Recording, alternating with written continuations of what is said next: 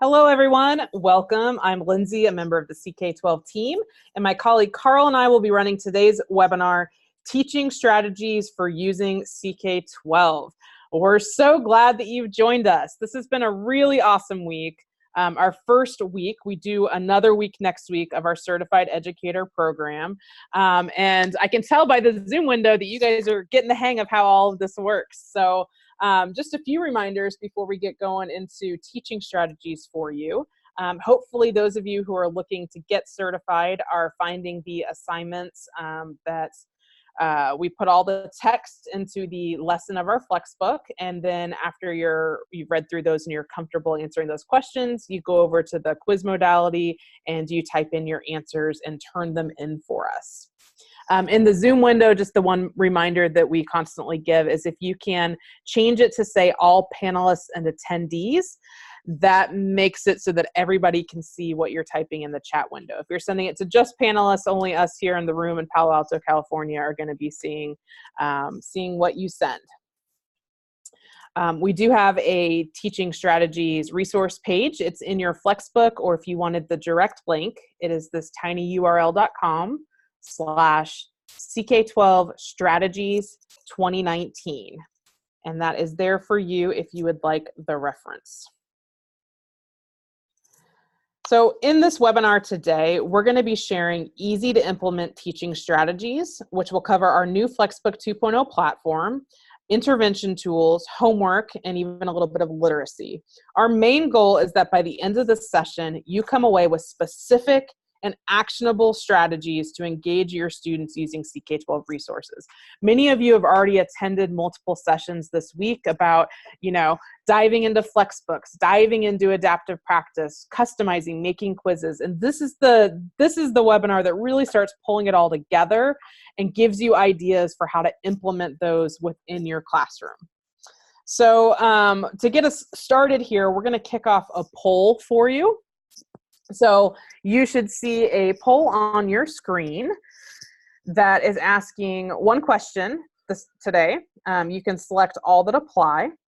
And we're asking, what CK-12 resources have you used previously with your students? So if you've just learned about them this week, maybe you haven't had a chance to use with your students yet. And you can go down this list. We're asking you to choose all that apply if you've used our 2.0 platform, our regular FlexBooks, PLIX or Sims, adaptive practice, study guides, videos, real world applications, which Carl, that is the hardest thing. I don't know if you guys have noticed, maybe you laugh at the other on the line with me, but I think real world applications is very hard to say and I constantly stumble over it.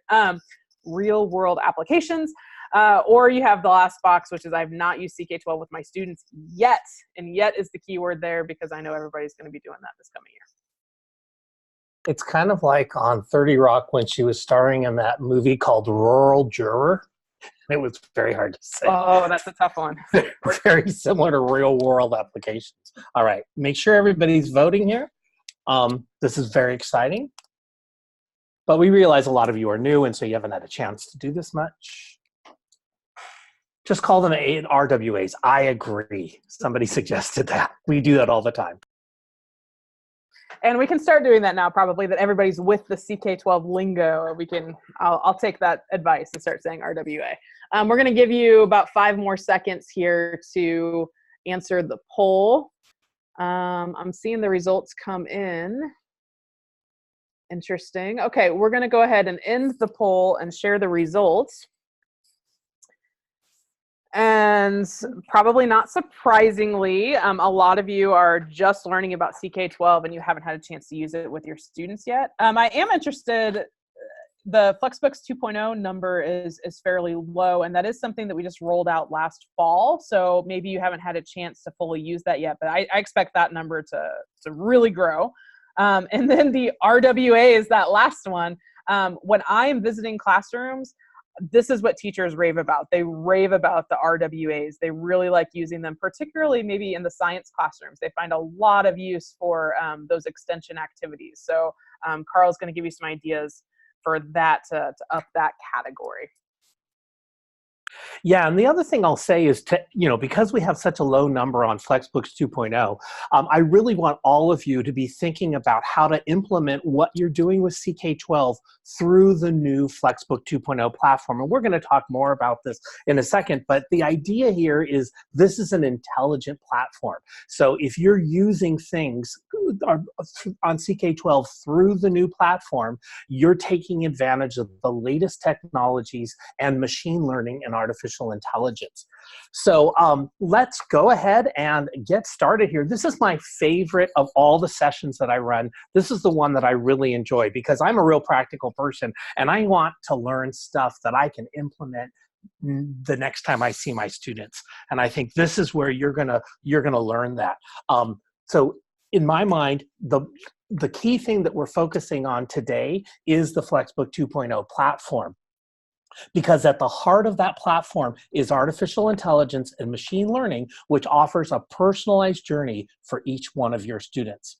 So everything's now in the lesson and there's no more searching around the CK-12 website. All the content has been specifically curated for that course. And finally, you and your students can access it through any device with a browser. And that means a smartphone, Chromebook, tablet, desktop, laptop, whatever. You don't need an app. We've simplified it all very much for you. So all you have to do now is go to ck12.org. So one of the next things that I hope to cover is kind of giving you kind of simple things to implement in your classroom. And let's go ahead and take a look at the list of what these first ones are going to be. As you can see here, we've got a stuff about FlexBook 2.0 first, and then we're going to talk a little bit about the difference between the concept pages maybe that some of you used to use on CK-12 and the brand new FlexBook 2.0 start pages and kind of how they work differently. Really exciting is our inline questions, and if you haven't had a chance to look at these, we're actually going to go live and take a look at some of those right now. And then we'll talk about the real world applications, the RWAs, and then everything you can embed into CK-12. We've got our PLIX and our Sims, and then really understanding how to use our standards browser to find content on CK-12. So let's go dive in and start talking about CK-12. So the first thing that I want you to think about doing is creating a FlexBook 2.0 that matches your scope and sequence. And it's interesting that I put this under easy to implement techniques because this is easy to implement. If you were online yesterday for our case study, Tanya from down in Poway was talking about how she literally made a book for her class in 10 minutes, okay? So I call that easy to implement, meaning she took a CK-12 book and she went and customized the sequence of it and then shared it with her students. So if you think it's this long, if you think it's this long process, don't worry about it. Just give it a try, because the idea here is that you're gonna have a book that is the order of your class. So here I said, make a customized book in less than a day. In fact, Tanya yesterday told us it was 10 minutes. So please do consider clicking that customize button and begin that process. And then throughout the year, you can continue to customize the book. If you haven't taken the advanced FlexBook editing course, it is available next week again, I think twice more, at least once more. It is really worthwhile to see some of the more advanced features of making your book even more customized. But overall, you want to be creating all of your new content in the new FlexBook 2.0 platform, because we offer intelligence and insights right now on your students' work. But more importantly, we're going to be adding to that, and we'll talk more about that later. So we've got up next a concept video where Niru, our executive director, goes and talks about what the whole idea of concept-based learning is. So let's hear from Niru Khosla now on why concepts are so important. When I was a kid, I could never understand how electrons kind of move through, a bulb. How does that happen? In reality, a teacher doesn't really teach a book. A really teacher is teaching a concept in a book.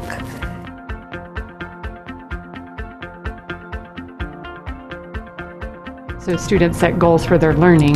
The teacher set up the conditions for all the available resources, which is, 10 different kids in one class may take 10 different paths and approach the resources in CK-12 in 10 different ways. It provides kids who maybe learn more traditionally a method, who maybe need a visual aid, a method. For example, we're doing factoring today and we're learning about algebra tiles, and some kids are like, oh, now I understand it, whereas yesterday maybe they weren't. Picking up the concept is easy.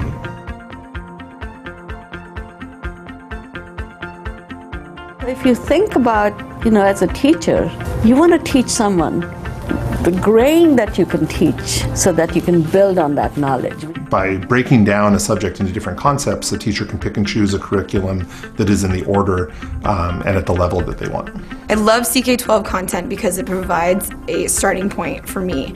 If I feel my students need more background on a subject or a concept, it gives me a place to search for concepts to reinforce what we were learning that were maybe not embedded originally in the lesson, but that were provided through CK-12 website in general. So we'd love teachers to think about moving to the concept-based learning so you can catch where the gaps lie for each student.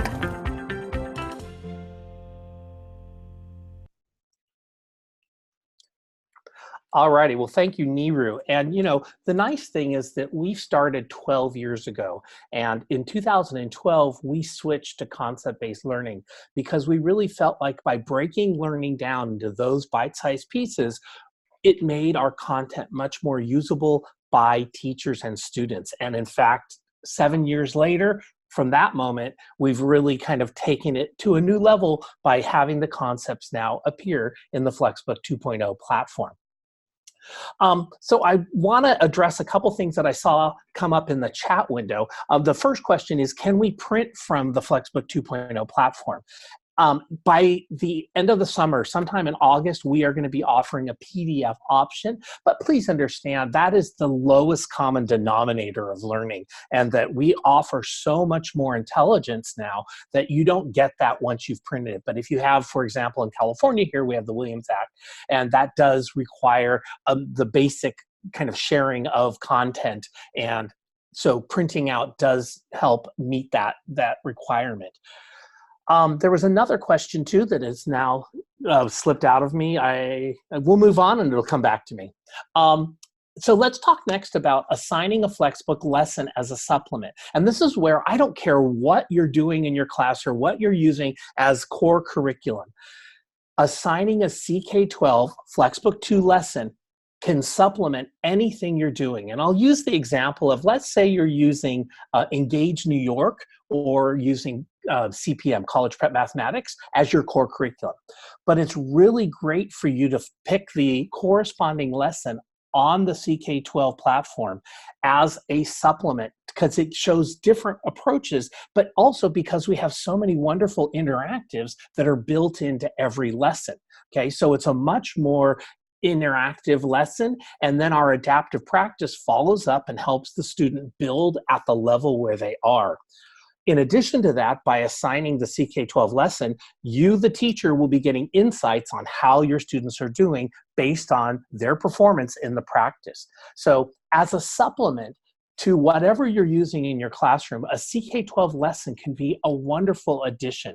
Plus, we offer so many things, for example, that CPM doesn't have any interactives in their lesson, and Engage New York doesn't have interactives. They don't have adaptive practice. So these are resources and tools that are additional that can really help things along. All right. The next thing I want to talk about is the idea of links to concept pages and FlexBook 2.0 pages. So for the last 12 years, we've had a concept page, about 5,000 of them on our CK-12 site for each one of the concepts in math and science. People have been going there and finding a lot of modalities, different ways of learning for each one of those concepts. The problem has been, like with a concept like motion, it spans middle school all the way through the end of high school. And so sometimes students were coming across content in middle school that they're being exposed to high school concept and it was confusing them. So we have moved on now by creating courses, and on our FlexBook 2 platform, we've broken the content down and addressed it and curated it to be specific for that course. So a student is now being exposed. Of course, you can always go to the old concept page and do that. And I actually want to go live now and take a look at this and take a look at kind of an example of this. So let's go. I'm going to steal the page from Lindsay, and I'm going to move some things around here because, of course, things get covered up. So let's go to the CK-12 platform here. And what I want to show you is, let's go look at a FlexBook 2.0 lesson. So I'm going to go into the FlexBook 2.0 platform by going to Explore, as you've seen us do many times, and then click on FlexBooks. All right, once I'm here, I'm going to go down to the physics book. And it is my suggestion now, this is the great place to start with your students and offer content that can help them learn. So I'm going to go look at this first lesson, and I'm going to be able to say, okay, this is the start page for this lesson, this first idea of motion called position and displacement. And you can see we've got the lesson here and we've got all these different modalities here. But the nice thing is all these modalities have been specifically chosen for the physics student. Okay, so it's very different. So these are not for the middle school student that's studying the same concept.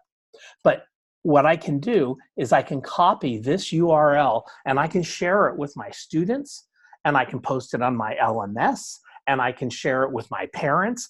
Anybody can come to this start page and really see what we're going to be studying.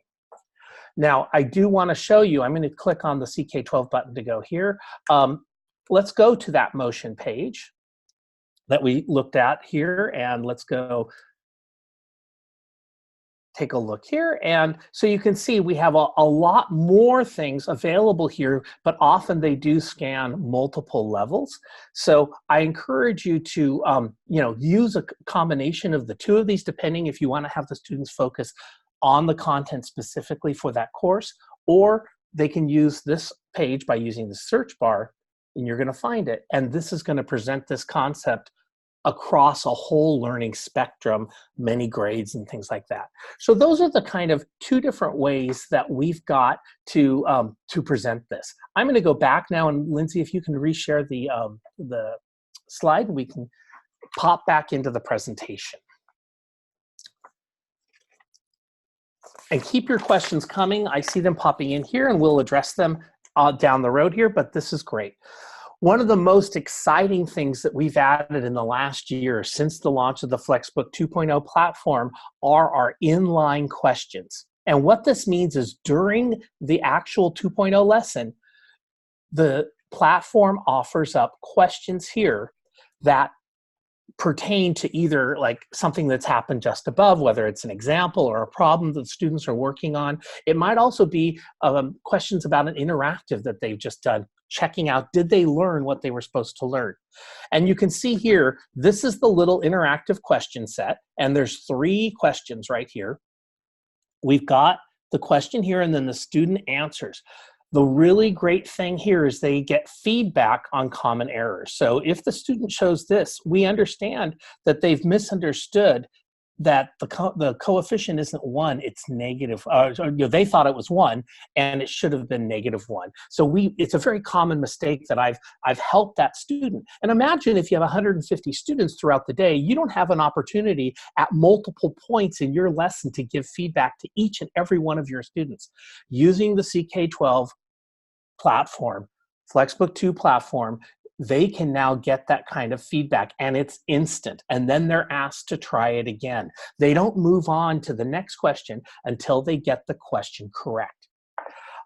So you can also create inline questions for difficult ideas. So if you know many students struggle or they have misconceptions about something, this is an opportunity for you to go in and get ahead of the curve on that. So you can have them do that. So there's a question coming in about, are these just in math or are they in science? And this is a pretty new tool for CK-12. And so we're putting it into our content as quickly as possible. But like Carl said, you're able to do this yourself. And we cover that in our customizing adaptive practice session more thoroughly. So you can either attend that or can find the video on YouTube and scroll to that part if you're interested in learning more about how to actually do this and embed it. But it's so helpful. Yeah, no, absolutely, Lindsay. And I think yes, so you see this now, and like anything, you see that and you're like, I want that. And I want it in every book on CK-12. I always remind people we're 35 people here in Palo Alto, California, and it's Google across the freeway from us that has hundreds of thousands of people that work for them. We don't. So 35 people are working really hard to make this happen for you until we get all the questions in each one of our FlexBook 2.0 books. The last hint I have for you is imagine what a great activity it would be to have your advanced students create these inline questions and then figure out what would the wrong answers be based on misconceptions, and then offer the feedback and then have them build it on the platform. They can build a quiz and then they can share it with you. So this would be a great activity to have students in your class. You take your 4 top students and you say, okay, you're gonna be making questions for tomorrow's lesson, and I want you to kind of figure out what are the misconceptions, and then of course you look them over, but this is a great activity, and once again, it's great to have students making content for other students.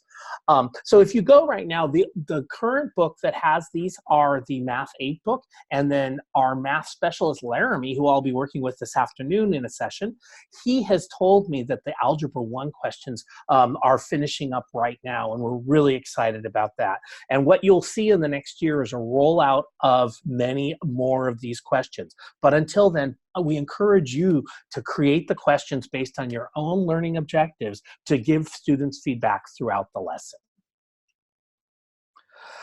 As we've talked about already in this lesson today, we've got wonderful real-world applications. I think there's about 2,500 of them, and they're available on lots of different concepts. All you have to do is come up here to the search bar, type in your concept, and you'll see often multiple real-world applications for a single concept. And then you'll notice here, assign to class. You can then assign them to Google Classroom or to a CK-12 class, etc. So they're really nice ways to have your students. And I suggest start by using them as a warm-up, or maybe use them in the middle of the class as like a model and then analyze results. And often they're linked to articles outside of CK-12. And they're just a great way to answer the student's question, which is, how am I ever going to use this? Mr. Haley, this makes no sense to me. So come to CK-12, find a real-world application, and help your students understand a concept more deeply than if you're just talking theoretically about it. All right, up next is our brand new, it's been around 4 years, for the PLIX Interactives. And PLIX stands for Play, Learn, Interact, and Explore. It is our specific interactive that takes a simple concept and lets the students play. If you haven't had a chance to play with these yet, we're going to go ahead and put in the chat window a direct link to the PLIX browsers, and we're going to offer you the opportunity. We have PLIX for all of our branches. That's both in science and in mathematics. Go and look at the PLIX we've developed for branches that you teach. And I think you're going to find that these are really wonderful. So they all start out here, and they have a little description of what's happening in this interactive. And then usually there's a very simple interaction where they're moving one variable or one slider. And then they have challenge me questions, and the students will answer a series of questions. Now, we are often asked, is the teacher given feedback on what the students are saying? Currently not, because this is a learning activity. This is the point when the students are just playing. So we don't want to do a lot of assessment on this yet. But the really wonderful thing is the open discussion question, which I'll talk about in just a second. A lot of teachers can use these as exit tickets. So, you can use it as a warm-up, as an activity in the middle of class, or as an exit ticket to see, did the students really learn what they were supposed to learn? So once again, that's ck12.org/PLIX gets you to the PLIX browser, and you can go choose these. And of course, you can see the assign to class button at the top, and then your students get to do them. So the most exciting part, I think, is we wrote open discussion questions that'll always appear as the last question on the PLIX. So these are deeper critical thinking questions that really allow the students to take the concept deeper. And I think it's something that you should think about using in your classroom. One suggestion is use it as a writing prompt. So let's say you have this as a warm-up, and you tell them, okay, answer all the questions, but then you're actually going to write down in your like math journal or wherever you have the students do this, and write 3 sentences answering the open discussion questions. Or you could use a think, pair, share. The other exciting thing is many of our PLIX already link to a discussion happening in the CK-12 Cafe discussion forum. And there's a specific forum just for PLIX there. And so if you're an independent learner, you have students that don't have the benefit of a teacher in a class, that they can go there and they can have a deep discussion without needing the class right there. So we offer, I think, a really great opportunity here to dig deep and get into the thinking, the critical thinking on that concept. Once again, I'm going to encourage all of you to go in and take a look at these, as I said, for all branches of math and science. We're really proud of what these do. And I think, you know, our founder, Niru, thought of these originally. She wanted the whiteboard to come alive. Imagine if your whiteboard could be interactive and if things could move on your whiteboard. And that's where the idea for this came. So go give it a try. And as always, please send us your feedback and thoughts on these. So here's the example of this. If the train started to climb at elevation of 0 feet instead of 10, how would the equation of the track change? And so, you know, really getting the students to think about like equation creation and then how things affect that. Another great kind of technology innovation that we've gotten here at CK-12 are our simulations. And once again, Star is going to go ahead and put in the chat window a link to the browse page for all of our simulations. Currently, they're about 87 for physics and about 15 for chemistry. But I have students and teachers from a variety of different classes using these simulations in their class, even though they don't teach physics or chemistry. I know Lindsay and I have been up in Coeur d'Alene, Idaho, and seen a 5th grade teacher doing modeling with rockets in his classroom. And it was amazing. And these were 5th graders taking advantage of the power of what the simulation is. So please, you know, take a look. They always start out with a guiding question, and there's a little tutorial video on the concept. Then they move into the sandbox area, and that's the lower little image that you have there. And the students have several variables and sliders they get to move to really explore and expand their knowledge on this concept. Then beyond that, there's extensions, like where do the real world applications go, and how can they do different things with the same concept. We also offer tutorials for teachers that walk you through the simulation ahead of time so that you feel comfortable with this really powerful teaching tool. In addition, we have electronic and PDF companion worksheets so that you can go in and get deeper into these concepts.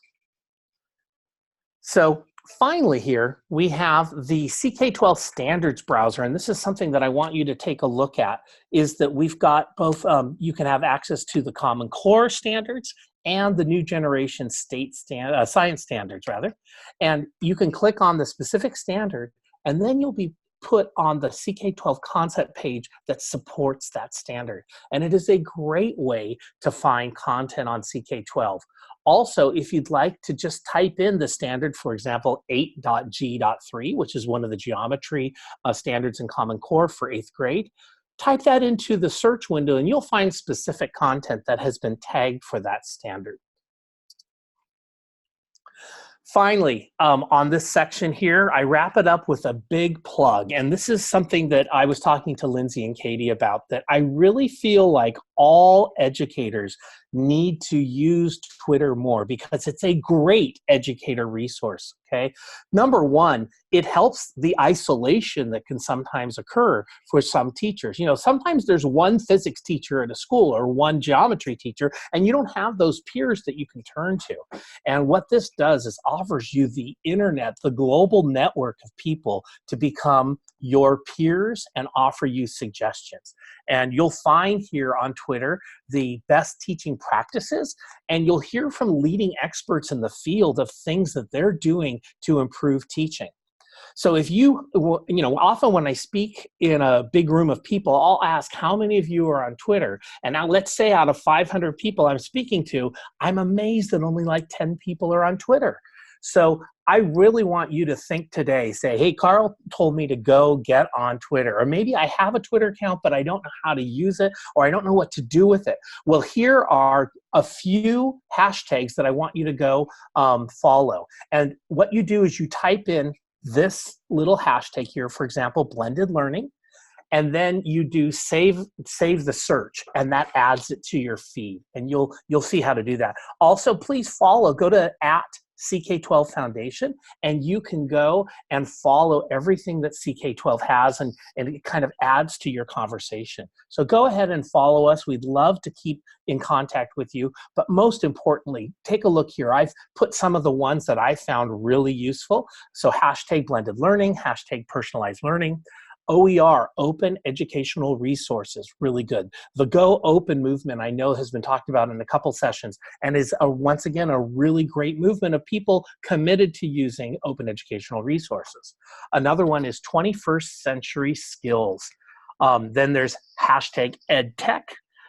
Math teachers, just go to hashtag math and you'll be amazed at the content you find there. The science one that I found that is really good is hashtag SciChat. And then, of course, hashtag STEM applies to a lot of our users here at CK-12. And if you have other ones that you like, I'd love you to share them now in the chat window. But keep this conversation going, but sharing them in the Jumpstart for Educators forum on the CK-12 Cafe. I would love each of you, especially the ones that are using Twitter, to share your favorite people to follow and also your favorite hashtags. And share those as a little post in the forum, and this will help other teachers find that. And maybe I'd love someone to go start that conversation over in the forum today. So wow, we've already had a lot here. So let's wipe our brow for a second, and I'm sure we've had some questions come in. So Lindsay, one or two? Sure. Amy posted in the chat window, could somebody speak about the related teacher's guide books? It's been, it hasn't really been mentioned a whole lot in the classes, but I found it very useful last year to help me prepare hands-on activities related to interactive readings and activities CK-12 provides online. Speaks about how I have a 2-day week middle school science class and use the online part for homework and the suggestions from the teacher's guide for the in-class days. So I guess good to show everybody what we have in the way of teacher's guides. Sure. So what I want to show you is, once again, I'm going to focus on the 2.0 platform. We do have teacher's guides available for some of our older books, but I want to show you how we're doing them now. And when you go into the 2.0 platform, your teacher's editions are going to appear right here. And these are going to offer pacing guides. They're going to offer suggestions. And you know, the good news is they've got lots of great information. Let's go in and take a look here. You see the standards that they address, the learning objectives, how long the different activities in the lesson have, and then there's notes along the way. What we're starting to do now, so this is section 3.1, so let's go back there. What you're going to see right now, oh no, I'm in the wrong list. Okay, let me go back. Sorry, I'm going to go back to the 2.0 book. Or maybe I'll just keep clicking forever. All right, let's go here. We were this one. So, nope, I'm just going to go a different way. I'm having navigation issues here, but we're going to go back to that book here. But I want to show you 3.1 here. What we're starting to do is we're actually going to put the Teacher's Edition lessons right there. So, you know, the good news is that we're trying to put the information exactly when you need it. So I think what we're going to do now is let's get another question. If you have suggestions for PLIX or want to write additional real world applications, is there a way to add those to the open resources in CK-12? Absolutely. So you've got, so say it again. I didn't quite catch the. I think asking about community contributed resources are open to ideas, but specifically can they help with the RWAs and the PLIX? Absolutely. So let's go look at the PLIX first. So I'm going to go into a PLIX. PLIX. If you have ideas of PLIX that you'd like to see created, we're going to go into any of these here. And, oops, sorry, I clicked on the wrong thing here. Once inside the PLIX, one of the things that we have is share your idea for a PLIX. So please give us ideas on what you can do for a PLIX.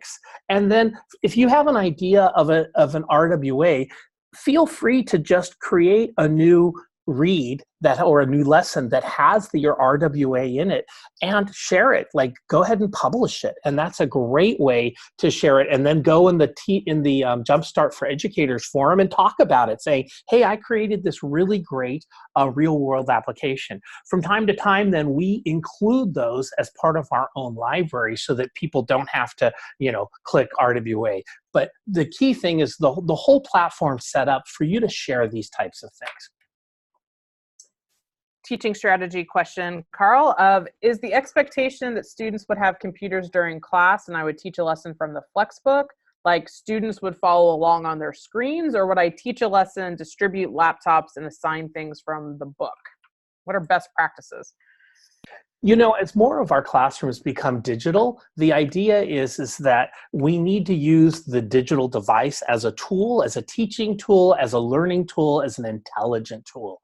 So you know your style of teaching, but definitely there are many classrooms out there that are using our FlexBooks as their core curriculum. And the idea is you say, okay, folks, you've already assigned, for example, section 3.1 here to the students. And so they navigate over or right here and they begin doing the lesson.